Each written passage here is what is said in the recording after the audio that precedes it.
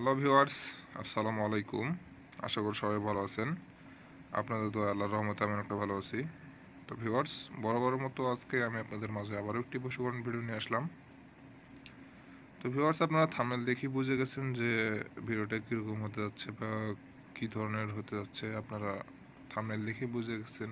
Thumbnail মানে আপনারা নিশ্চয়ই বুঝেন যারা ইউটিউব চালান। উপরের কাপড় পরে দেখে আপনারা বুঝে গেছেন যে আজকের ভিডিওটা কীরকম হতে যাচ্ছে। তারপর আমি বলে দিচ্ছি যে ভিউয়ার্স, আপনারা চোখের পলকেই, চোখের নিমেষের মধ্যেই আপনারা যে কোনো নারীর যৌবনের জ্বালা মেটাতে পারবেন। সে নারী হোক বা পুরুষই হোক, নিজের থেকে আপনি যদি ছেলে হয়ে থাকেন, যদি এটি মেয়ের উপর প্রয়োগ করেন, তাহলে মেয়ে নিজের ইচ্ছে আপনার জন্য ছুটে চলে আসবে। আর যদি আপনি যদি মেয়ে হয়ে থাকেন, তাহলে ছেলেকে যদি বশীভূত করতে চান, তারপরেও এটি প্রযোজ্য।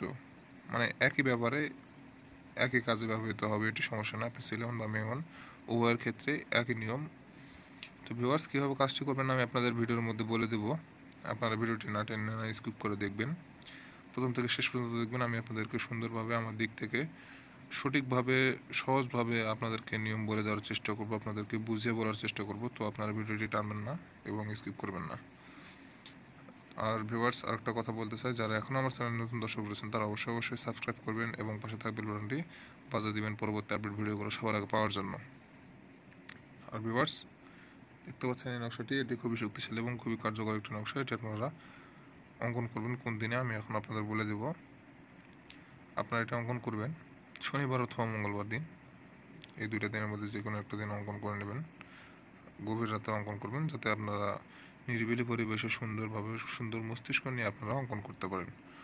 আর এটা অঙ্কন করার জন্য আপনাদের প্রয়োজন হবে জাফরান কালি। লাল কালিতে এটা করলে হবে না। তো আপনারা অবশ্যই চেষ্টা করবেন জাফরান কালি সংগ্রহ করার। জাফরান কালি সংগ্রহ করে নেবেন। নেওয়ার পরে আপনারা এই নকশাটি অঙ্কন করবেন। দেখতে পাচ্ছেন 9 ঘরের ছকটি।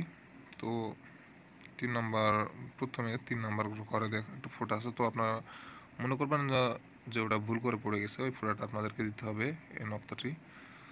তো আপনারা এই ফোঁটাটি দিবেন। আর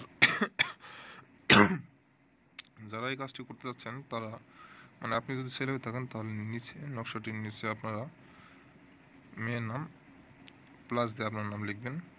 লেখার পরে আপনারা এটি সুন্দর করে ভাঁজ করে নেবেন। 3 ভাঁজে ভাঁজ করে নেবেন। নেওয়ার পরে একটি মাদুলিতে ভরবেন। মাদুলিতে ভরার পর কী করবেন ভিউয়ার্স, আপনারা যে কোনো নির্জন স্থানে পুঁতে রাখবেন। মানে এমন কোনো নির্জন স্থানে পুঁতে রাখবেন যেখান দিয়ে মানুষজন চলাফেরা করে না। এভাবে একটি নির্জন পরিবেশে পুঁতে রাখবেন আর একটা আপনার সঙ্গে রাখবেন। সঙ্গে রেখে আপনার এটা কবরস্থানে যদি পুঁতে রাখেন তাহলে খুবই ভালো হয়। আপনার কবরস্থানে পুঁতে রাখবেন আর একটা আপনার সঙ্গে, মানে ডান হাতে বা বাম হাতে যে কোনো হাতে ধারণ করবেন। এভাবে আপনারা 7 দিন নিজের কাছে রাখবেন। রাখার পরে আপনারা নিজ দায়িত্বে তার সঙ্গে দেখা সাক্ষাৎ করার চেষ্টা করবেন। তো ভিউয়ার্স, আপনারা যখনই এটি সঙ্গে রেখে তার সঙ্গে, মানে আপনার কাঙ্ক্ষিত ব্যক্তির সঙ্গে দেখা সাক্ষাৎ করতে যাবেন, তখনই সে আপনার জন্য উতলা হয়ে পড়বে। যতবারই দেখা করবেন ততবার, এক কথায় আপনি পরপর 7 দিন তার সঙ্গে দেখা করবেন, যে কোনো ছেলে, যে কোনো বাহানায়, যে কোনো মূল্যে আপনারা তার সঙ্গে 7টা দিন দেখা করবেন, পরপর 7টা দিন। এই নকশাটি অঙ্কন করবেন শনিবার অথবা মঙ্গলবার।